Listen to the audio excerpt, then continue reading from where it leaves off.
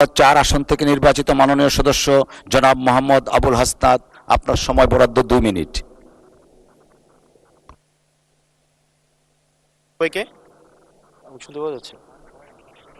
মাননীয় স্পিকার, আজকে আপনার যেই ধরনের অনুভূতি হচ্ছে আমার একই ধরনের অনুভূতি, কারণ নিয়মের বেড়াজালে আপনাকে কখনো কখনো আটকে দেওয়া হয়, আবার আমাকেও কখনো কখনো আটকে দেওয়া হয়।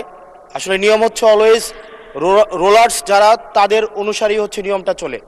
নিয়মটা যখন ইন ফেভারে থাকে তখন বলা হয় এটা নিয়ম, আবার যখন বিরুদ্ধে যায় তখন এটাকে বলা হয় কাস্টম। কোনটা সাংবিধানিক কোনটা অসাংবিধানিক এই বেড়াজালে এই সংসদ ঘুরপাক খাচ্ছে।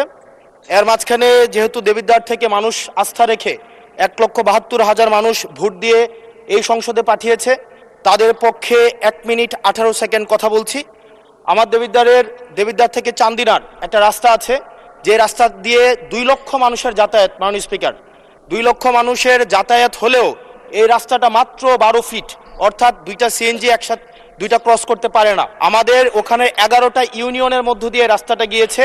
এই রাস্তাটাকে যদি আমরা প্রসারিত করতে পারি তাহলে ওই ইউনিয়নগুলোতে আমরা শিল্প এবং বিভিন্ন ধরনের আমরা হচ্ছে কোল্ড স্টোরেজ, আমরা কর্মসংস্থানের ব্যবস্থা করতে পারবো, যেহেতু ওই রাস্তাটা হচ্ছে ঢাকা চিটাগং হাইওয়ের একটা রাস্তা।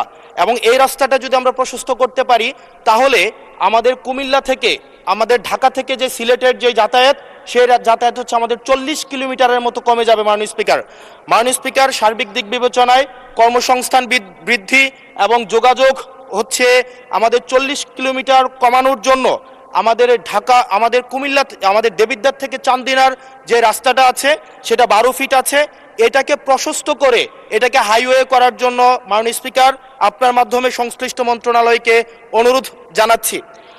আর মাননীয় স্পিকার, আশা করি আপনার মধ্যে যে অনুভূতি হচ্ছে প্রথমবারের মতো আমাদের এই যে সাংবিধানিক এই যে একটা মারপ্যাচের মধ্যে আমাদেরকে রাখা হবে না। আমাদের